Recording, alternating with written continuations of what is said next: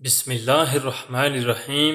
ناظرین اکرام، اگر اکثر بیٹھے بیٹھے پاؤں سن ہو جاتا ہو تو یہ خاموش فالج کی علامت ہے۔ نہار منہ ٹھنڈا پانی پینے سے بڑھاپا جلدی آتا ہے۔ پھٹکڑی کا پانی منہ پر لگانے سے لٹکی ہوئی جلد ٹائٹ ہو جاتی ہے۔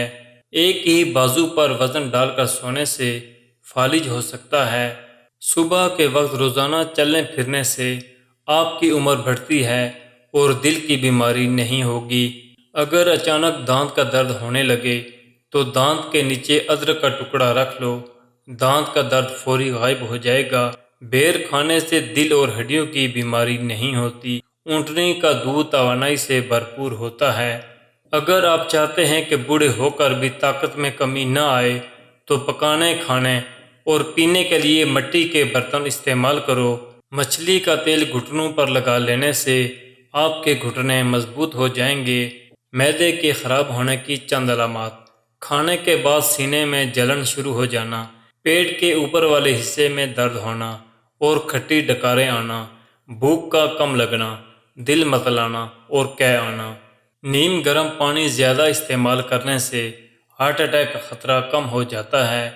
جو انسان روزانہ ایک گلاس نیم گرم پانی پینے کی عادت بنا لے، اس کے قریب بیماری آتی ہے اور نہ ہی بڑھاپا۔ مٹی کے برتن والا پانی استعمال کرنے سے چہرے پر نکھار آ جاتا ہے۔ ہاضمہ ٹھیک رکھنا ہے تو لیموں کا چھلکا چباؤ۔ تھوڑی دیر اپنے بائیں پاؤں پر کھڑے ہو جاؤ، آپ کا دماغ تر و تازہ ہو جائے گا۔ رزق کی تنگی کو ختم کرنے کے لیے چند کام: عاجزی اختیار کرو اور جو ذرات دسترخوان پر گر جائیں ان کو ضائع نہ کرو بلکہ اٹھاؤ اور کھا جاؤ۔ بدن میں طاقت ڈالنی ہے تو جب بھی گوشت کھاؤ تو جانور کی گردن کے قریب والا گوشت کھاؤ۔ ٹھنڈی روٹی کھانے سے معدہ کمزور نہیں ہوتا۔ شہد میں شفا ہے، اس لیے شہد کا استعمال روزانہ کیا کرو۔